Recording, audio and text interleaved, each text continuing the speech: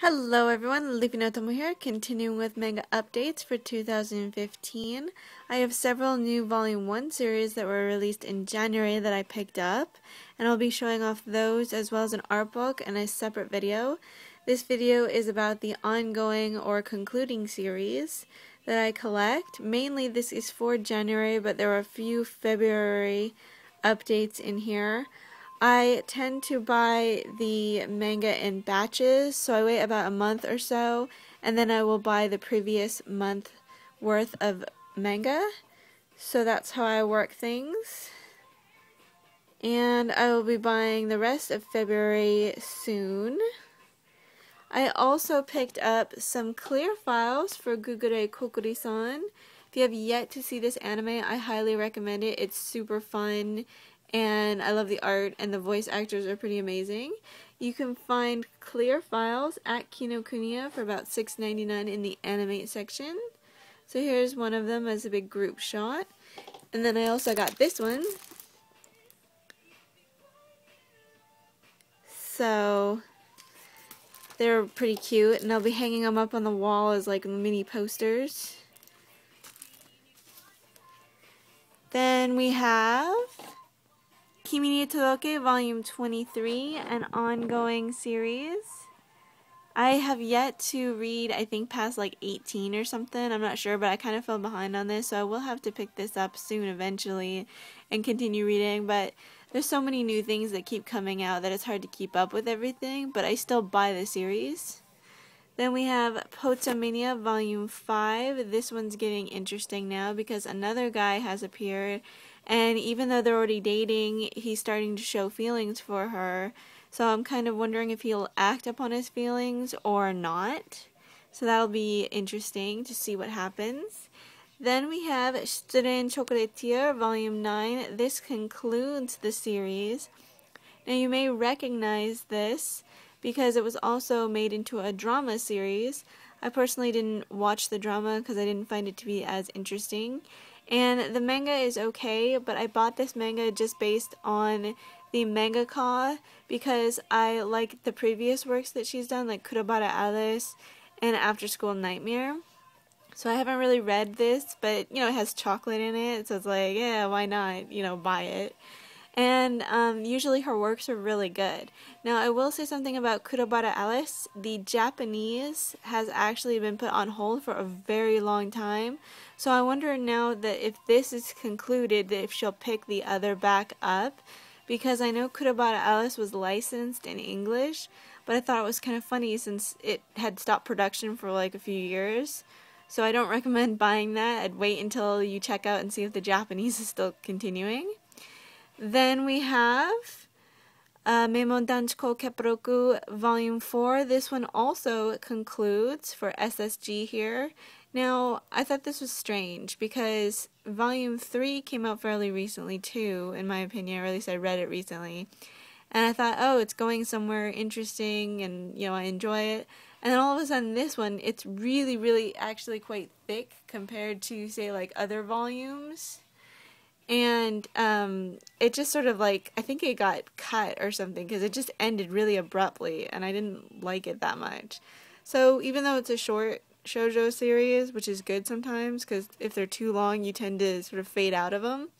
But I don't know, this one was okay, but I didn't love it, so I don't really recommend SSG. It was interesting, but I don't know, there were some faults to it.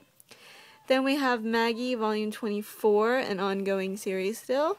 Are You Alice, Volume 11, another ongoing series. This one is really freaking confusing though, because I think I read this volume before I finished reading Volume 10, because I forgot where I was. And so everything was all out of order and really confusing, and then even if you read it in order, it's still confusing. So, I don't know, it's good, but it can be really strange. Then we have Fukumenkei Noise, Volume 5 here. This one's getting good. This is the same creator as No Satsu Junkie, Charming Junkie, or Monochrome Shonen Shoujo. Now, a lot of people keep asking about summaries or things from Monochrome Shonen Shoujo, because I actually did do it for a little while, and then, like, apparently now the rest of the chapters seem to be lost from somebody else who made it up to, like, chapter 40, I believe. And I'm not sure what happened to those or anything, but I guess they're missing, so I don't know what to do about that, and sadly I can't tell you. I know that chapters 1 through 16 are translated online somewhere, but other than that, and then my summaries are still up for I think chapters like 40 for a little bit, but I don't think I'll be continuing because I didn't care for the ending of Monochrome Shonen Shoujo. I thought it went really downhill. So I kind of lost interest in it. Now I'm not sure what I could do for that. I could do like a little like book flip through if anybody's interested, and to show you and sort of describe it like that.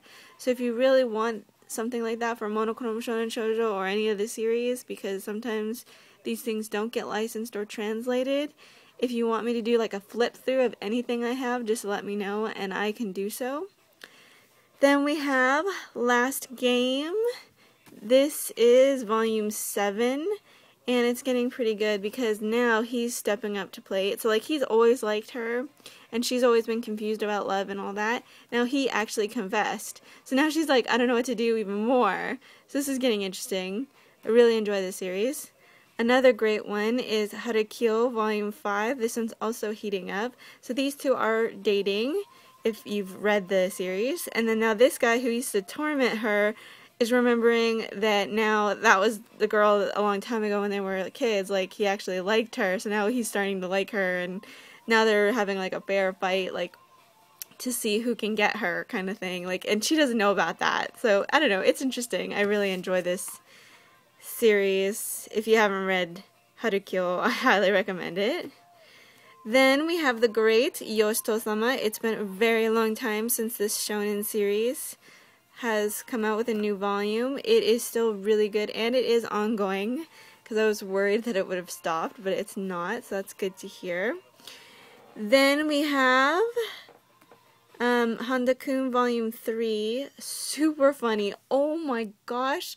So I seriously laughed so much that I swear I felt like I was gonna like have issues, because falling over and like just laughing so much in this one. It's getting really, really good. And since this is supposed to be the prequel for the Barakamon series, which did come first. Okay, so like Barakamon came first as a manga, then it became an anime, and it's Handa-kun as an adult. And so that's his life. Now, I thought that was a little bit slow. But then I picked up Handa-kun, and it's super funny. And it comes before that. It's of his high school years. So, I don't know. I just prefer this way more. I haven't even finished Barakamon or anything. I just watched, like, a little bit. And then I was like, wait a minute. But if I see the adult of him as an adult, then I'll get spoilers for them as a kid. So, it's like, I don't want to do that. And they've got, like, little We Love Honda goods. Like, all of them are like wearing a t-shirt. They got little like hearts on them. It's so funny. This series is just super great. Oh, and then this is a really cute shot of him. So adorable. Anyways, so these were the ongoing concluding ones. Only these two that were a February release have officially ended. The rest of them are still ongoing. And I will show off the new volume 1s and an art book in the next video for January 2015 series with a little bit of February. And then next I will end up getting the February ones and probably a little bit of March. Thank you so much for watching. And I highly recommend, like, my top favorites of this batch were these 3. These were I think the best. This one was the #1 funny. Anyways, thank you for watching.